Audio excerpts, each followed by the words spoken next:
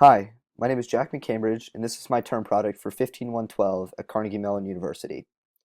For my project, I created an interactive 3D chemistry lab simulator using nothing but my own implemented 3D graphics in tkinter in Python 3. Firstly, to learn to use the software and the user interface, I created an interactive tutorial for the user that walks you through all of the subtleties of the program. Instead of actually reading the text, I will just simply guide you through myself. So this is the 3D world that I've created. We've got a table, a periodic table, and assorted buttons. The first we'll look at is the create the new beaker button. We get a drop-down menu. We can pick what size we want. So we can create a 250 milliliter beaker or a 500 milliliter beaker that we can drag around the screen just by pressing it and dragging. So here I'll delete the 250 milliliter beaker.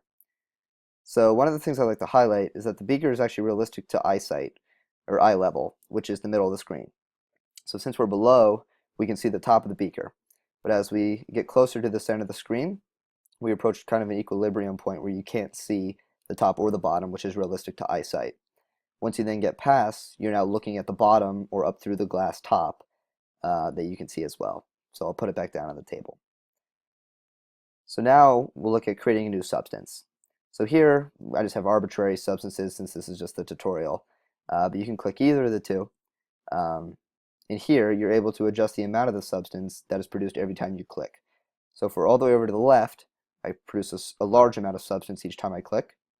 And if I'm over on the left, I get more of a fine, delicate touch that I can use in the lab setting. So also to highlight is that the fluid that is in this beaker is now actually realistic to being contained in the beaker. So as I use the left and right arrow keys to shift the beaker, which getting closer to pouring, the fluid responds and keeps a sort of equilibrium.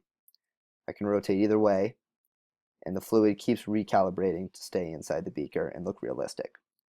If I rotate too far, like so, fluid will start to pour out until I get all the way over where it flows all the way out. Two other things to highlight are these other buttons, which is the steps and the notes.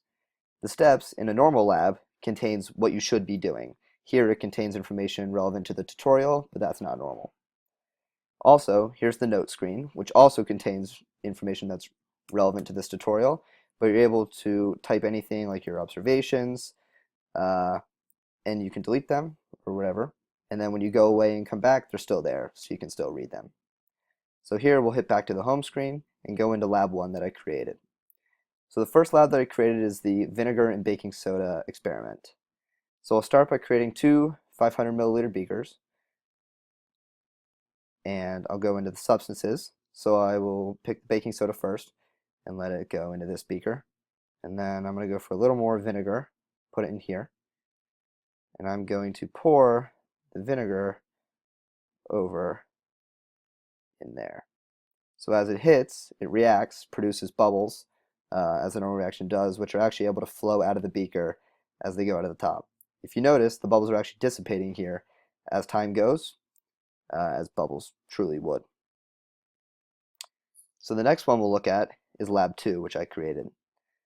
This lab focuses on the changing pH of a solution.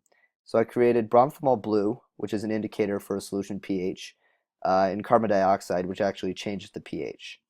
So what happens in the true chemistry is that as more carbon dioxide is added, the bromphomol blue reacts, and it starts as blue, then turns to green, and then finally turns to yellow. So here, I'll take some bromphomol blue, put it in this beaker, and start to add some CO2. So as more CO2 is added, it reacts with it and starts to turn green. As more comes, it turns more green, keeps going. It's now starting to look yellow until eventually all of the liquid is yellow. But we still have CO2. But it will now start to dissipate off into the air, as would happen truly, leaving just now the changed colored indicator.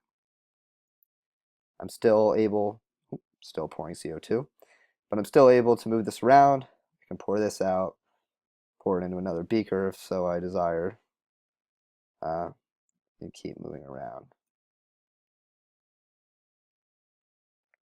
So yeah, that's about it. This is my 3D in tkinter lab simulator made for 15112. Thank you.